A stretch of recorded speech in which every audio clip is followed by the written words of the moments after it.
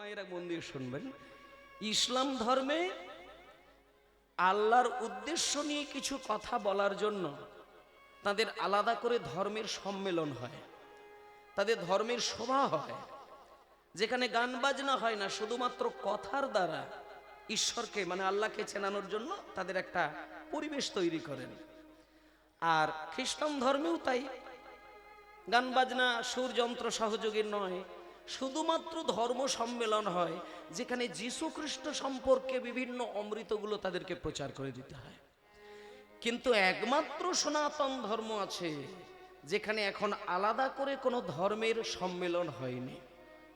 যে একটা স্টেজ হলো যেখানে জ্ঞানীগুণী মহাজনগণ আসবেন, তারা কোনো খোল করতাল রাখবে না, কোনো গান গাইবে না, শুধুমাত্র গভীরের কথাগুলো বলবে।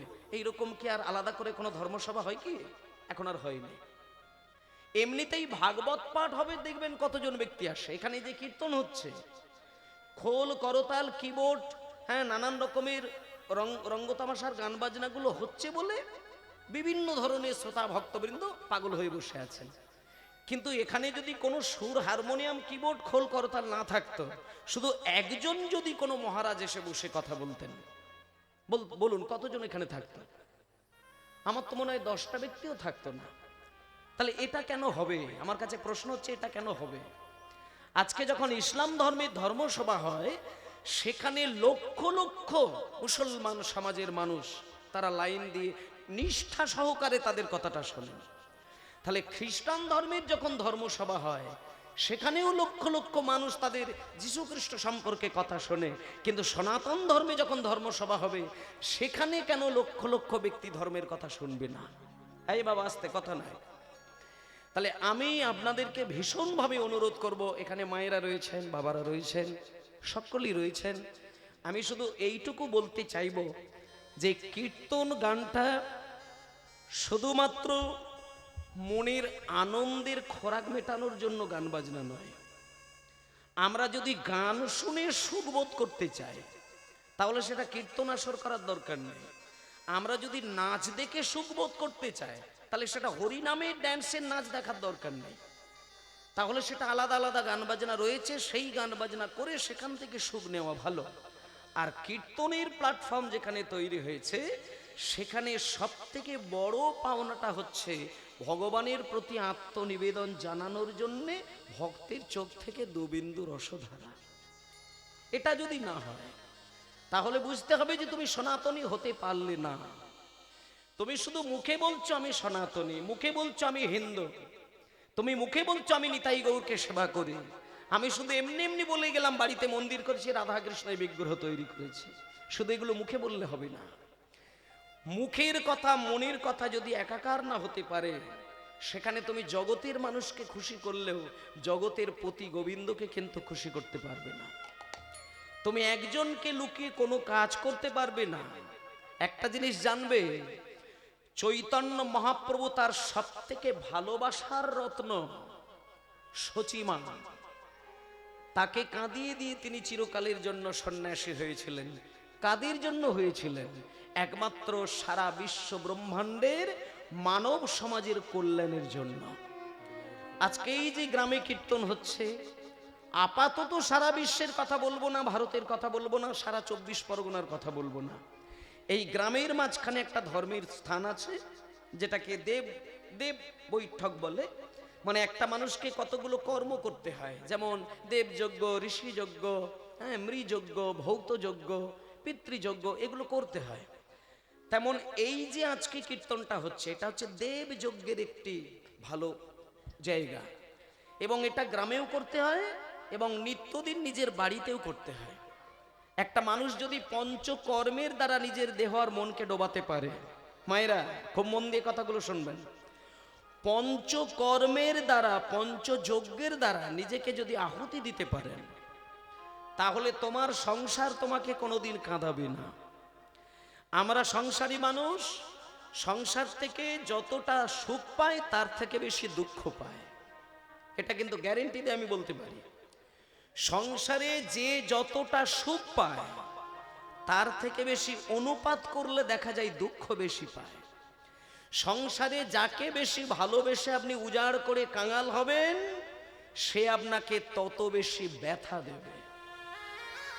কিন্তু সত্যিকারের যাকে ভালোবাসলে তুমি ভালোবাসা পেতে, যার নাম ধরে এক ফোঁটা জলে কাঁদলে তোমার জন্য 100 ফোঁটা জলে কাঁদতো, যার কথা স্মরণ নিতে নিতে তুমি প্রাণ ভাসালে সারা জীবন তোমার কথা মনে করে কাঁদতো, সেই পরম পুরুষ ভগবানের জন্য কিন্তু আমরা বেশি কিছু করতে পারি না। তাই আমি এখানে যত মায়েরা বাবারা রয়েছেন সকলকে একটা কথা বলবো, 24 ঘন্টা কাটলে আমাদের একটা দিন হয়, আর একটা দিনের মধ্যে দিনের বেলা কাজ করি, রাত্রেবেলা ঘুমাই। এবার দিনের মধ্যে 4টে টাইম আমরা পাই, সকাল 6টা থেকে 9টা একটা টাইম, 9টা থেকে 12টা একটা টাইম, 12টা থেকে 3টে একটি টাইম, 3টে থেকে 6টা একটি টাইম। তাহলে এই করে হিসাব করলে দেখা যাবে 4টে প্রহর আমরা পাই। তাহলে দিনের মধ্যে 4টি প্রহর আর রাত্রির মধ্যে 4টি প্রহর, তাহলে এই 4 আর 4টে মোট হচ্ছে কত? 8টি প্রহর। তাহলে 8টি প্রহর কাটলেই আমাদের জীবন থেকে একটা দিন শেষ হয়ে গেল। এইবার বুঝে নেন, তাহলে একটা দিন যে আমাদের জীবনের খাতা থেকে মাইনাস হয়ে গেল। এখানে গত বছর যখন গান হয়, মায়েদের যাদের এই সামনাসামনি বাড়ি আছেন, এই গ্রামে বা এই পাড়ায় যাদের বাড়ি আছেন, একটা সত্য কথা বলি, গত বছরে এখানে যখন গান হয়েছিল, এখানকার মায়েরা বাবারা দাদুরা কাকুরা জেঠুরা যারা যারা ছিলেন, আর আজকে যারা যারা আছেন, আপনারা খোঁজ নিয়ে দেখবেন একজনেরও নাম কিন্তু আসবেই আসবে, যিনি গত বছর এই মাটিতে বসেছিলেন, এইখানে কীর্তন শুনেছিলেন, এইখানকার প্রসাদ পেয়েছিলেন, কিন্তু আজকে তিনি আমাদের মধ্যেই কিন্তু আর নেই।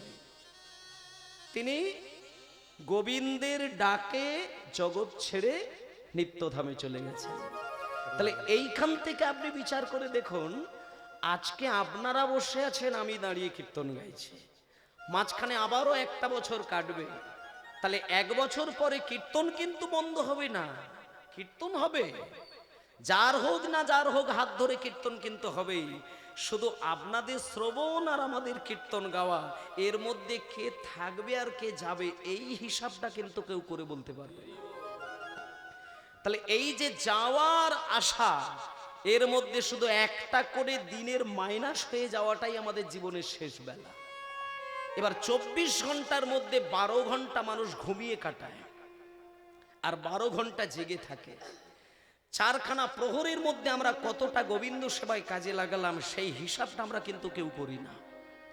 কিন্তু একটুখানি এই জায়গাটা দেখতে হবে মায়েরা, যে আমি যে জন্ম নিয়েছি মানুষ হয়ে, আমি যে রক্ত মাংস হাড়ের একটা খাঁচা তৈরি করেছে ভগবান আমাকে, যার ভেতরে মন রূপী আত্মাটা পেয়েছি বলে আমি হাত পা নেড়ে কথা বলছি, তাহলে আমার কাজ কি শুধু ভালো ভালো খাবার খাওয়া আর ঘুমানো? এটা কিন্তু নয়। মানুষের জন্ম খাবার খেয়ে ঘুমিয়ে দিন কাটানো নয়, মানুষের মূল কর্মটি হচ্ছে ভগবানের শরণ নেওয়া। তুমি সকালবেলা যখন ঘুম থেকে উঠলে, তুমি কি একটা বার ভেবে দেখেছো যে তোমার সঙ্গে ঘুমাতে গেছিল এই বিশ্বের কোটি কোটি মানুষ, কিন্তু কোটি কোটি মানুষ ঘুমাতে গেছে একই টাইমে, কিন্তু ঘুম ভাঙে না কিন্তু সবার। 1000 কোটি মানুষ ঘুমাতে যায়, কিন্তু কিছু মানুষের সকালবেলা কিন্তু আর ঘুম ভাঙে না, তাদেরকে চলে যেতে হয় গোবিন্দ চরণে। তাহলে যাদের ঘুম ভাঙলো না তাদেরকে বলা হচ্ছে মৃত্যুবরণ করল, আর যাদের ঘুম ভাঙলো তাদের কি বলা হবে? ঠিক তার উল্টোটা।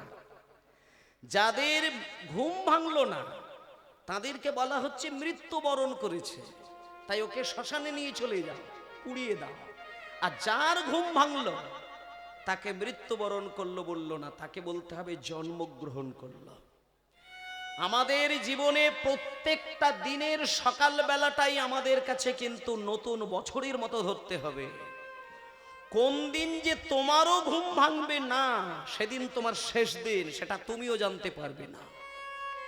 তাই সময় যেহেতু আছে, সকালবেলা যেহেতু তোমার চোখের পাতাটা খুলেছে, যেহেতু তুমি তোমার নিজের হাতে গড়া বাড়িটাকে দেখতে পেলে, যেহেতু তুমি ঘুম থেকে বিছানায় উঠেই তোমার মাকে দেখলে, তুমি তোমার বাবাকে দেখলে, তোমার ভাইকে দেখলে, তোমার বোনকে দেখলে, তুমি বিশ্ব ব্রহ্মাণ্ডকে দেখলে, তার মানে তুমি বুঝে নাও যে তোমার আজকে নূতন একটা জন্ম হলো। আর শুভক্ষণে জন্মের একটা জিনিস করার দরকার, মানুষের জন্মক্ষণ আর মৃত্যুক্ষণে মানুষের দুটো কানে কিন্তু হরিনাম শ্রবণ করাতে হয়। যেমন মায়ের গর্ভ থেকে জন্ম নিলে তাকে হরিনাম শোনাতে হয়, আবার মৃত্যু যেদিন হয় তখনও কিন্তু নামের দ্বারা তাকে পরলোকে পাঠাতে হয়। তেমনি তোমার যদি নিত্যদিনের সকালটা তোমার কাছে জন্ম বলে মনে হয়, তাহলে তোমাকে ভেবে দেখতে হবে ওই জন্মের শুভক্ষণে কেউ যদি তোমাকে হরিনাম নাও শোনায়, তোমাকে নিজে হতেই কিন্তু বিছানায় উঠে দুটি বাহু তুলে ভজ গৌরাঙ্গ কহ গৌরাঙ্গ লহ গৌরাঙ্গের নাম রে। এইটা যদি আমার মূল মন্ত্র হয় মায়েরা, এই গানটাকে যদি প্রত্যেকের ক্ষেত্রে বলছি মায়েদেরকে, আমরা যদি এই গানটাকে আমাদের মূল মন্ত্র বলে ধরে নিই না, তাহলে আলাদা করে একটা বড় পেতলের থালায় প্রসাদ সাজিয়ে মন্দিরে গিয়ে ধূপধুনো দিয়ে আরতি করে গলায় মালা ঝুলিয়ে এত সময় ব্যয় করার প্রয়োজন হয় না। যে গৌরের নাম নিতে নিতে তার মনটাকে ভেজাতে পারে, আর গৌরের নাম নিতে নিতে যার নয়ন সিক্ত হয়, তাকে ঘরে মন্দিরে গিয়ে তাকে আরতি করে ভগবানকে ডাকার দরকার হয় না। কারণ চার যুগের ভগবানের মধ্যে আমার গৌর সুন্দর বলে দিয়েছেন, যদি ভক্তি ভরে নয়ন জলে ভেসে যদি ভগবানের নাম করা যায়, তাতেই তুমি ইহলোক থেকে পরলোকে শান্তিতে যেতে পারবে। তাই আজকে সবাই মিলে একটুখানি গৌর হরিকে ডাকতে ডাকতে চলুন। আমাদের জীবনের সকালবেলার মূল মন্ত্র যেটা, যারা দীক্ষা নিয়েছেন তাদেরকেও বলছি, আর যারা দীক্ষা নেননি তাদেরকেও বলছি। দেখুন, ভগবানকে মানেন না মানেন দেখার দরকার নেই, কিন্তু পরম বৈষ্ণবের চরণে যদি সম্মান প্রদান করেন, তাহলে জানবেন ওই সম্মান সরাসরি গোবিন্দ চরণে চলে যাবে। আর এ জগতে এই বিশ্ব ব্রহ্মাণ্ডের শ্রেষ্ঠ বৈষ্ণবের আচরণ দেখিয়েছিলেন আমার শচীনন্দন নিমাই। বৈষ্ণবের চূড়ামণি যদি ধরতে হয় আমার নিমাই, ভগবানের সার যদি ধরতে হয় আমার নিমাই, সমাজ সংস্কারক গণের মধ্যে যদি শ্রেষ্ঠ ধরতে হয় সেখানেও আমার নিমাই, আর পরম ব্রহ্ম যদি কাউকে বলতে হয় সেটাও আমার নিমাই। তাই নিমাইকে বাদ দিয়ে কোনো কথা হবে না।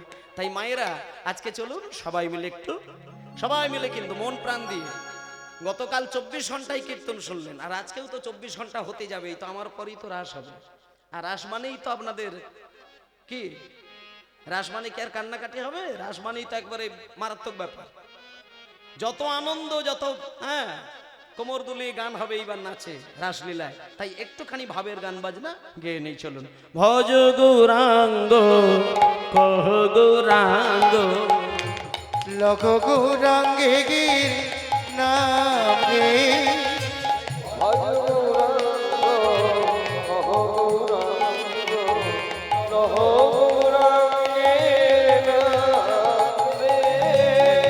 গৌরাঙ্গ কহ গৌরাঙ্গ লঘ গৌরাঙ্গে গির নাম রে।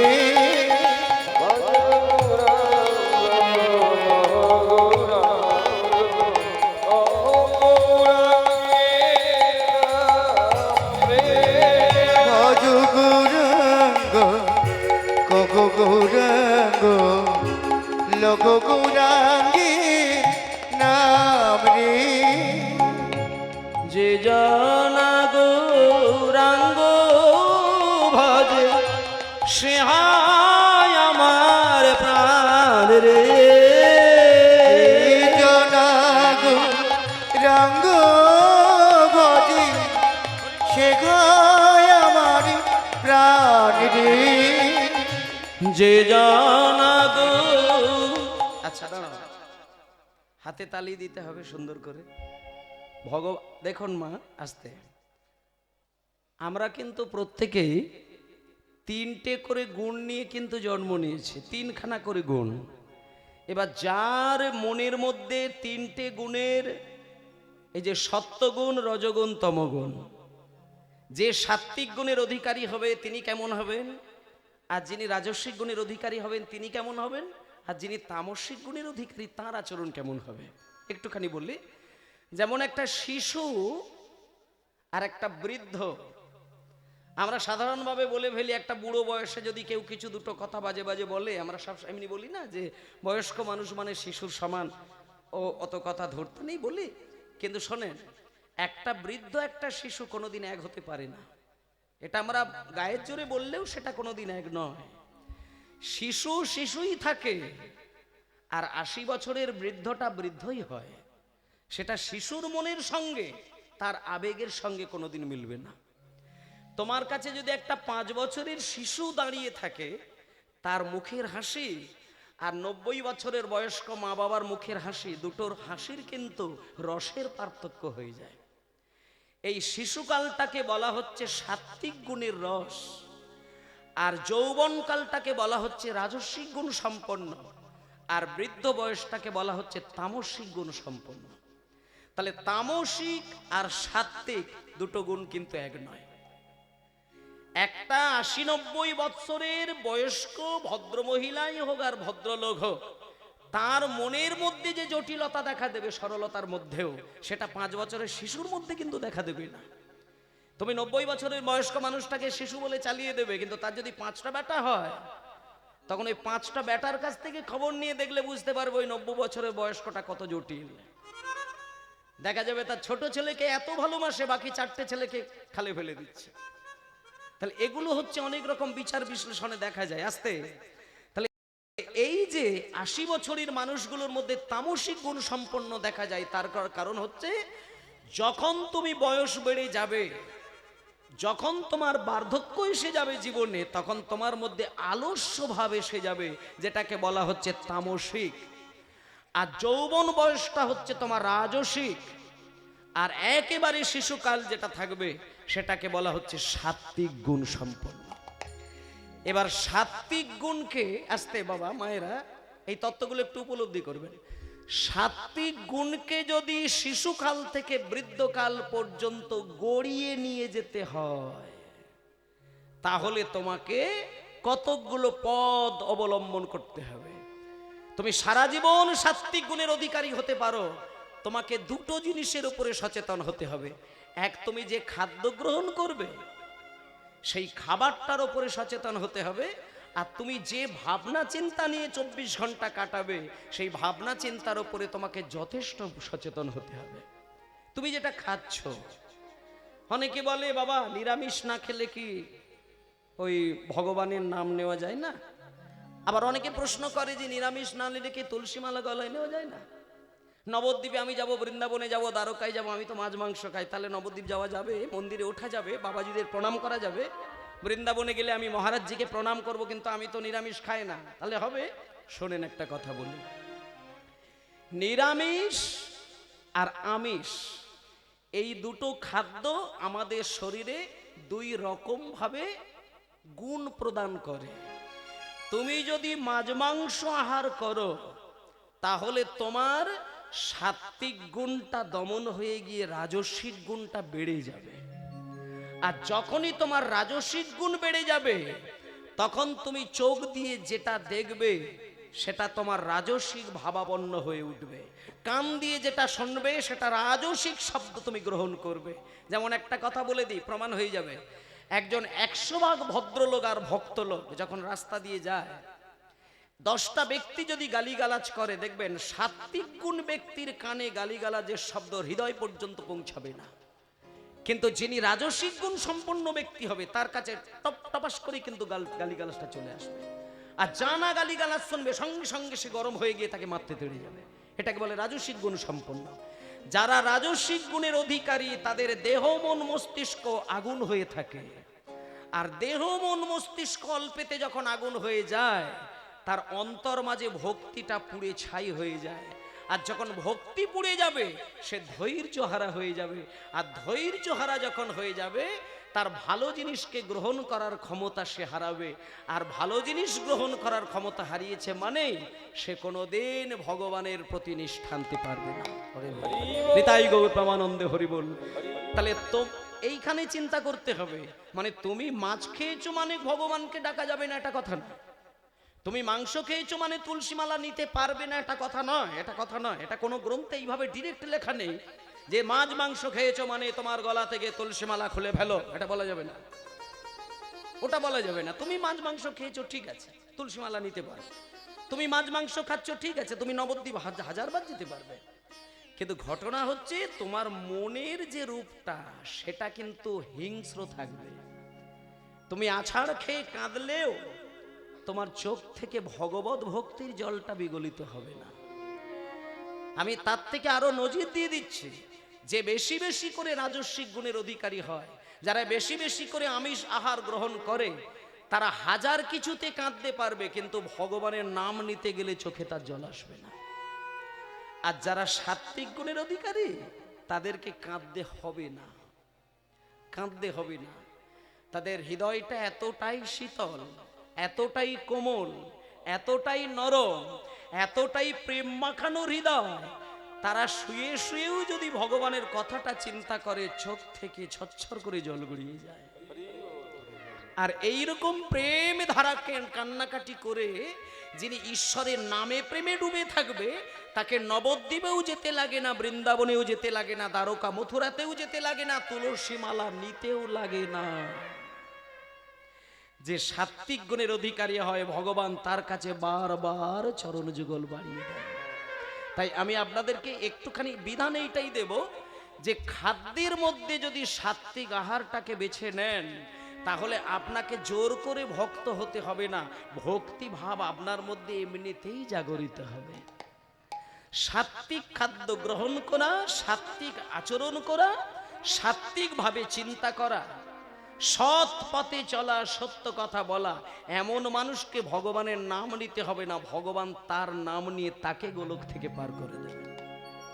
আর কীর্তন গানটা হলো এইরকম একটি গান যেখানে আমার শ্রীমান মহাপ্রভু ভক্তদেরকে বলেছেন যে তোমাদেরকে ভগবানের নাম আলাদা করে নিতে হবে না।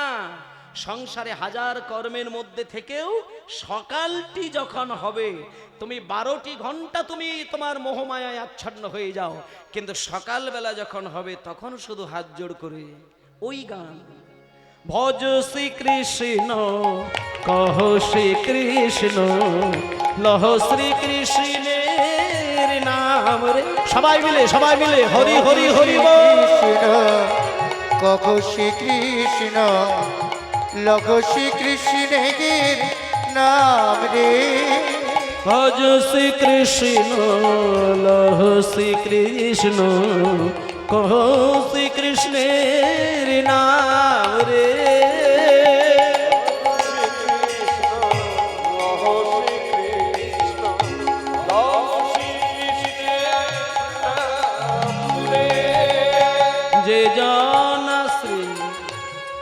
যে জন শ্রী কৃষ্ণ ভজে। এই তো কি বললো মা, আস্তে কানাই বাবা, কতাল ঠোকার আগে বারবার দেখবি। মায়েরা বলছে যে জনা শ্রী কৃষ্ণ ভজে সে হয় আমার প্রাণ। মানে তুমি কৃষ্ণ বলতে গিয়ে কাঁদছ অথচ গৌরকে পাবে না, সম্ভব নয়। যে হা কৃষ্ণ বলে কাঁদে গৌর তো এমনিতেই বলে দিয়েছে। যারা কৃষ্ণ বলে কাঁদে সুতরাং সে কৃষ্ণের সন্ধানটা জানে। আমি তার কাছে গিয়ে তাকে জিজ্ঞেস করব আমার প্রাণ কৃষ্ণ কোথায়। তাই জন্য পরের লাইনে বলে দিলেন যে জনা শ্রী কৃষ্ণ ভজে সে হয় আমার প্রাণ রে। হরি হরি বল।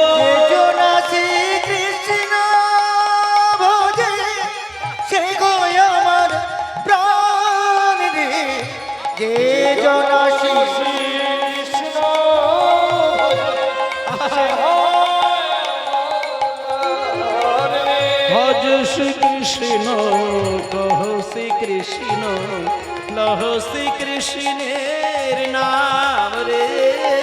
ভজ শ্রীকৃষ্ণ কখ শ্রীকৃষ্ণ লঘ শ্রীকৃষ্ণের নাম রে। যে জন শ্রীকৃষ্ণ সে হয় আমার প্রাণে।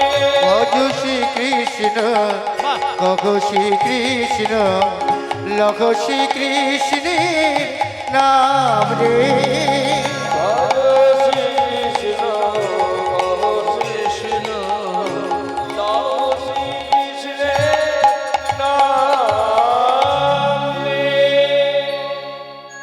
শ্রী গুরু নিতাই গৌর প্রেমানন্দে হরিবোল হরিবোল। হ্যাঁ, তাহলে খুব সুন্দরভাবে আমাদের দেখা হলো যে মানুষ তিনখানা গুণকে নিয়ে মেনটেন করে চলতে হয়। তার মধ্যে আমি কোন গুণের ব্যক্তি আর আপনি কোন গুণের ব্যক্তি সেটা আপনিই কিন্তু পরীক্ষা করে নিতে পারবেন। আর আপনাদেরকে একটা কথা বলে দিই, 5খানা যজ্ঞ যদি করা যায় তাহলে নিজের জীবন থেকে অনেক কালিমা ধুয়ে পরিষ্কার করা যায়।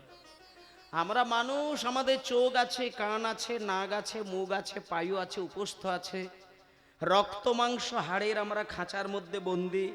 সুতরাং আমাদের কামনা থাকবে না, বাসনা থাকবে না, ক্রোধ থাকবে না, লোভ থাকবে না, লালসা থাকবে না, হতেই পারে না। তুমি যত বেশি সুস্থ হবে তোমার কাম বাসনা তত বেশি হবে। কেউ যদি পাগল হয়, ম্যাড, মনে করুন পাগল, আপনার একটা ছেলে বা মেয়ে পাগল হয়েছে, তাহলে দেখবেন তার কামনা বাসনা কিন্তু থাকবে না। আপনি যত বেশি শক্তিশালী হবেন, আপনার চোখের দৃষ্টি যত পরিষ্কার হবে, আপনার শ্রবণ যন্ত্র যত প্রখর হবে, তত বেশি আপনি কামুক হয়ে উঠবেন।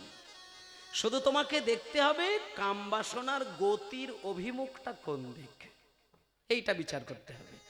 আপনার মধ্যে যদি কামনা বাসনা না থাকতো আপনি হরিবাসরে বসতে পারতেন? যার কামনা নেই সে ভগবানকে ডাকার কামনাটুকু থাকবে না। কাম মানে কি? কামনা বাসনা মানে নিজের ইচ্ছেটাকে পূরণ করারই আরেক নাম হচ্ছে কামনা। আমি বাড়িতে একটা 10 তলা বাড়ির মাঝখানে উঠোনে একটা মন্দির করব, এটা আমার কামনা আছে বলে করব। যদি কামনা না থাকে আপনি কিছুই করতে পারবেন না। তাহলে আমাকে চিন্তা করতে হবে আমার মনে যে কামনা জাগবে সেই কামনাটা যেন আমার আত্মাটাকে ঊর্ধ্বমুখী করতে পারে। তোমার কামনাটা যদি ওপরের দিকে হয় তাহলে জানবে ওই কামনা তোমাকে মানুষ থেকে দেবলোকে পাঠাবে, আর তোমার কামনা যদি নিম্নমুখী হয় তোমাকে মানুষ থেকে পশুকুলে পাঠাবে।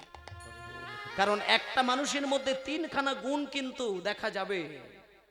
একটা হচ্ছে মানবিক, একটি হলো দৈবিক, আর একটা হলো পাশবিক। আমরা সংসারের মধ্যে কখনো কখনো মানুষের মতো আচরণ করি, আবার কখনো কখনো পশুর মতন আচরণ করি, আবার কখনো দেবতার মতন আচরণও করি। কিন্তু এমন কিছু মানুষ আছে দেখবেন জন্ম থেকে মৃত্যু পর্যন্ত সারা জীবন কিন্তু দেবতার মতনই বিচরণ করেন। যেমন পশুদের স্বভাব আর মানুষের স্বভাব এক নয়। একটা পশু সে তার মায়ের খাবারটা কেড়ে পেট ভরে খেয়ে নেয়, কিন্তু একটা মানুষ কি তার মায়ের খাবার খায়? আবার দেখা যাবে মা তার ছেলের খাবার কেড়ে খেয়ে নিচ্ছে। একটা কুকুরকে দেখা যাবে, কিন্তু কোনো মানুষ কি তার ছেলের খাবার খেয়ে নেয়? মা খায় না।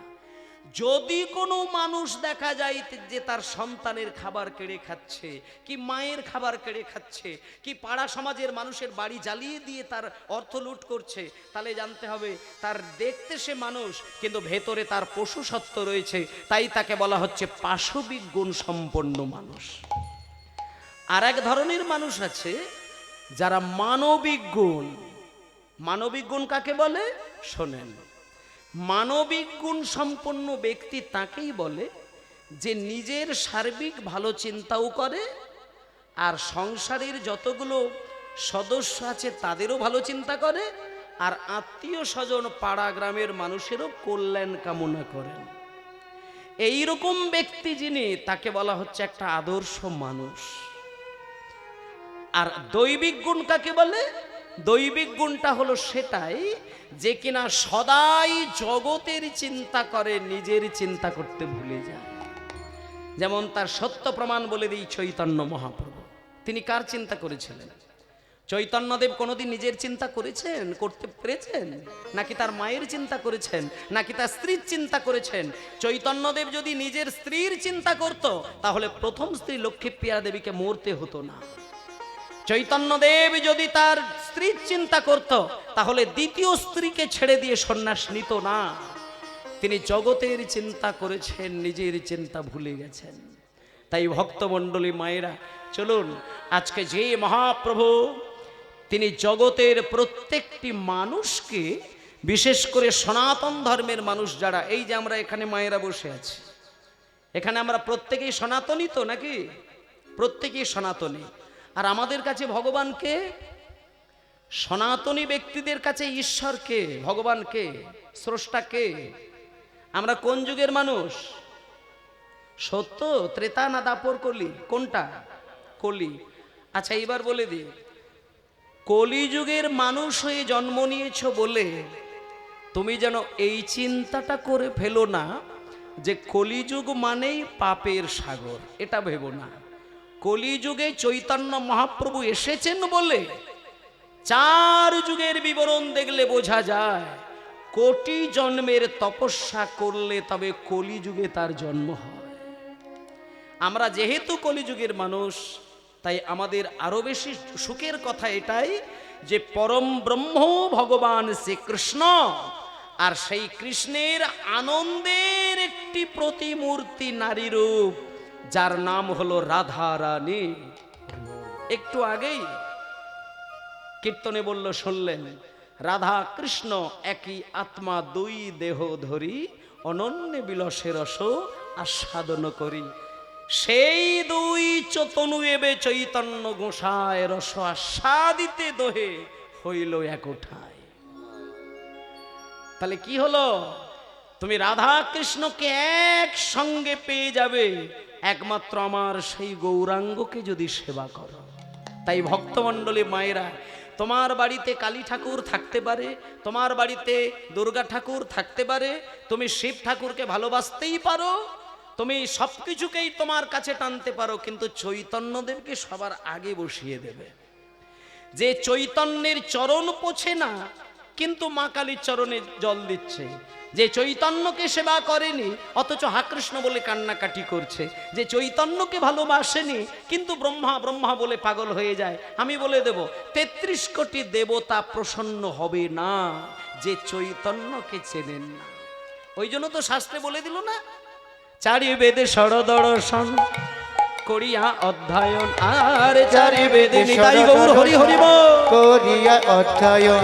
4 বেদে সরদর্শন করিয়া অধ্যয়ন। সে যদি আমার গৌরাঙ্গ নাহি ভজে, সে যদি আমার গৌরাঙ্গ নাহি ভজে, সে যদি আমার গৌরাঙ্গ নাহি ভজে, বৃথা তারি অধ্যয়ন লোচন বিহীন জন, বৃথা তার অধ্যয়ন লোচক বিহীন জন। ও মায়েরা, এখানে যারা যারা বসে আছি, আস্তে, প্রত্যেকের কিন্তু 2টো করে চোখ আছে, আমি দেখতে পাচ্ছি। কারো চোখ নেই আমি তো দেখতে পাচ্ছি না, সবারও 2টি করে চোখ, আবার কেউ 4টে চোখও নিয়েছে। হ্যাঁ, ওই যে আমাদের দলে একজন আছে, 4খানা চোখ। তাহলে এই 2টো চোখ, 4টে চোখ, 6টা চোখ যাই নেন না কেন, একটা কথা বলি, যে চোখে দেখতে পায় না তার কাছে হিরে দিয়ে বাঁধানো 10 কোটি টাকার একটা আয়না কিনে নিয়ে এসে যদি ধরিয়ে বলেন যে বাবা কোন আয়নাটা সব থেকে ভালো, একটা অন্ধের কাছে মনে করুন প্লাস্টিকের 13 টাকা দিয়ে আয়না কিনেছেন, আর একটা 13 লাখ টাকা দিয়ে আয়না কিনেছেন। এবার যিনি অন্ধ তার কাছে এসে বলছেন, এই যে বাবু 2টো আয়না তো দিয়েছি, কোনটা ভালো? তা সে কি বলবে? সে তো একটা কথাই বলবে, আমি যেহেতু চোখে দেখতে পাই না, আমার 13 টাকার আয়নারও মূল্য নেই, আর 13 লক্ষ টাকার আয়নারও মূল্য নেই। যে চোখে দেখে না তার কাছে আয়নার মূল্য কি রয়েছে রে বাবা? তেমনি এখানকার মায়েদেরকে আমি বলে দিই, আপনাদেরকে যদি জিজ্ঞেস করা হয় যে ভারতবর্ষ কবে স্বাধীন হয়েছিল, বলতে পারবেন? বলে বাবা ও তো আমার ঠোঁটের ডোগায়। এই কানাই, ভারতবর্ষ কবে স্বাধীন হয়েছিল বলো, বলো। বলে জানি না। এই তুমি বলো ভারত কবে স্বাধীন হয়েছিল?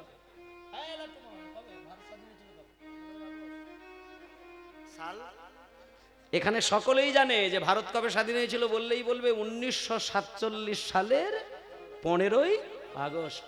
আচ্ছা, এবার যদি উল্টে প্রশ্ন করি যে চৈতন্য মহাপ্রভু জন্ম কত সালে হয়েছিল, ব্যাস এইখানেই গোল্লাম। কিন্তু মা দেখুন আমরা কতখানি দেখুন অকৃতজ্ঞ। দেখুন আজকে আপনি প্যান্ডেল দিয়ে ঝাড়বাতি দিয়ে হরিনাম করছেন, মাইক দিয়ে। একটা ঘটনা আপনাদের বলি, এককালে এই বাংলায় অন্য কোথাও বলবো না, এই বাংলায় এমন কিছু পাষণ্ড কালপিট মানুষের আনাগোনা ছিল, আপনাকে মাইক দিয়ে হরিনাম করতে হবে না, আপনার মাথার ঘাম পায়ে ফেলে একটা বাড়ি তৈরি করে সেই বাড়ির ভেতরে আপনি চোখ বন্ধ করে শুধু উচ্চস্বরে যদি ভগবানের নাম করে যেতেন, এমন এই বাংলায় কিছু পাষণ্ড মানুষ ছিল যারা আপনার ঘরের দরজা লাথি মেরে ভেঙে বাইরে হিড়ির করে টেনে নিয়ে এসে আপনার জিহ্বা ছেদন করে দিতেন। আজকে বাঙালি কত কষ্ট করে বসে আছে, এখনো পর্যন্ত আমি গ্যারেন্টি দিয়ে বলতে পারি, এখানে তো আপনারা তো সবাই তো আমরা বাঙালি, আপনার বাড়িতে যদি একটা ইংল্যান্ডবাসী এসে দেখা দেয়, আপনি কি করবেন? তাকে ঘর থেকে বাইরে বার করে দেবেন? শোনেন, বাঙালির উঠোনে যদি ইংল্যান্ডবাসী আসে, বাঙালির উঠোনে যদি আমেরিকা থেকে লোক আসে, বাংলার উঠোনে যদি উড়িষ্যা থেকে একটা লোক আসে, আমরা তাদেরকে সসম্মানে অভ্যর্থনা করি। কিন্তু আমরা বাঙালি হয়ে যদি কোনোদিন বিদেশে যাই, তারা যদি জানে এটা বাঙালি, কিভাবে যে তারা হেনস্থা করে না, আপনি সহ্য করতে পারবেন না। এই হেনস্থাটা শুধু এই সামান্য কটা বছরের নয় মা, ইতিহাস ঘাঁটলে দেখা যাবে এই বাঙালি কত কষ্ট করে এখনো বেঁচে আছে, এখনো কত যুদ্ধ করে বাংলা বেঁচে রয়েছে, বাংলায় হরিনাম চলছে। তাই জন্য আমি আপনাদেরকে একটা কথা বলে দেব, কীর্তন পছন্দ করেন বা না করেন, হরি তুলসীমালা গলায় নিতে পারেন বা না পারেন, নিরামিষ খেতে পারেন বা না পারেন, যারা এই বৈষ্ণবের পদ অবলম্বন করে দাঁড়িয়ে রয়েছে তাদেরকে শুধু মন প্রাণ দিয়ে সম্মান দিয়ে যাবেন। কারণ আমাদের এই সনাতন ধর্মের সাধুগুরু বৈষ্ণবরা যদি না থাকে, তাহলে সনাতন ধর্ম রসাতলে চলে যাবে, বিভিন্ন ধর্ম এসে রাজ্য জয় করবে। আমি তাও একটা গ্যারেন্টি দিয়ে কথা বলতে পারি, এখন যেভাবে সনাতনীদের মধ্যে চলছে, আগামী কতকগুলো বছর পরে এই কীর্তন কিভাবে কোন গতিতে যাবে, যাদের দূরদর্শিতা রয়েছে তারা কিন্তু বুঝতে পারছেন। প্রত্যেকেই যদি একটু স্থিরভাবে চিন্তা না করা যায়, প্রত্যেকে যদি একটু দায়িত্বটা নেওয়া না যায়, আমি বলবো এত মধুর কীর্তন গান আগলে ধরে আটকানো কঠিন হয়ে যাবে। আমি মায়েদেরকে বলবো আর আমাদের বাবাদেরকেও বলবো, কীর্তন গান নিছক কীর্তন গানের উদ্দেশ্যে নয়, বাড়িতে যখন কীর্তন হবে সেটা কীর্তনের উদ্দেশ্যে নয়, এটাকে চিন্তা করতে হবে এটা আমাদের ধর্মের মূল স্তম্ভ, এটাকে ধরে রাখলে তবে ধর্ম থাকবে, আর ধর্ম থাকলে তবে আমাদের প্রাণ থাকবে। এই চিন্তা করে আমাদের হরিনাম শুনতে হবে। তাই ভক্তমণ্ডলী মায়েরা, আজকে আমার পরে রাস হবে, আপনারা মন প্রাণ দিয়ে রাসলীলা শুনবেন আর চিন্তা করে দেখবেন। দক্ষিণ 24 পরগনা জেলা তো, তাই একটু বলে দিই, দক্ষিণ 24 পরগনায় প্রচুর গান বাজনা করি, আর সব থেকে বড় কথা আমার নিজের ঠাকুরমার বাপের বাড়িটাই হচ্ছে দক্ষিণ 24 পরগনা। সুতরাং আমার রক্তটা যে বইছে সেটাই 24 পরগনারই এক মায়ের রক্ত আমার শরীরে বইছে, আমার ঠাকুরমার বাপের বাড়ি দক্ষিণ 24 পরগনায়।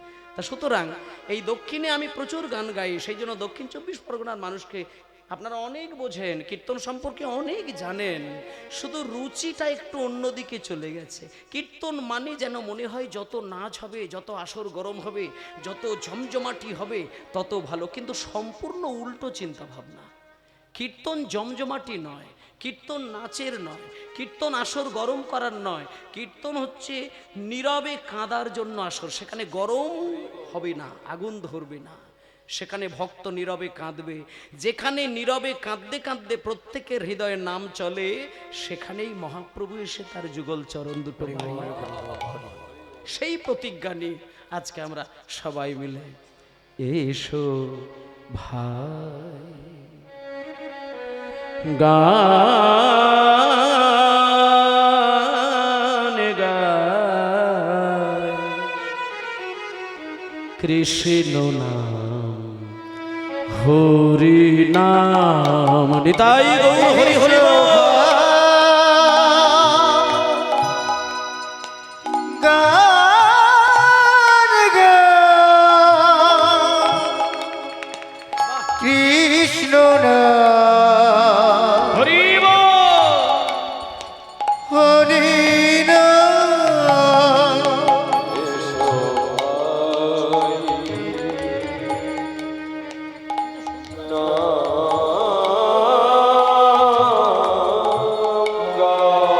গান গাই কৃষ্ণ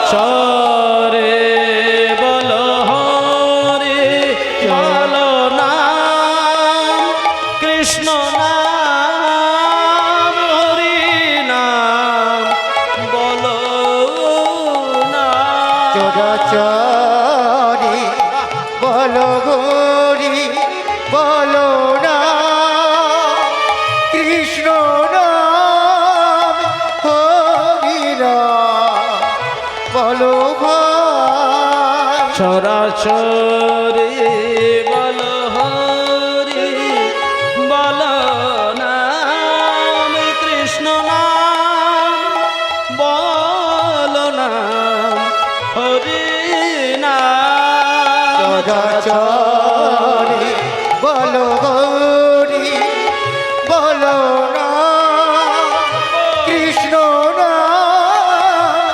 হরি নাম মধুর নাম এসো হরি হরি বল সবাই মিলে